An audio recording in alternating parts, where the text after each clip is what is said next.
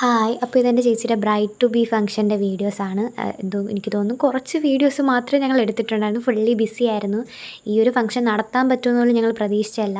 തലേദിവസം രാവിലെ പ്ലാനിട്ട് അപ്പോൾ തന്നെ എല്ലാ സാധനങ്ങളും വാങ്ങിച്ച് നടത്തിയൊരു ഫുള്ളി പ്ലാൻഡ് അല്ലാത്തൊരു ഫംഗ്ഷനായിരുന്നു ഇത്.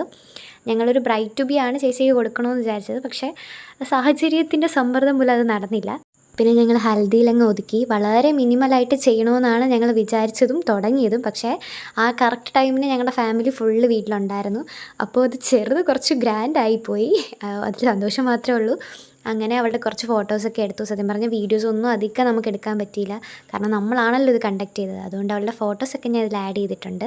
मुंडा थोड़ा ऑफ बीट है पर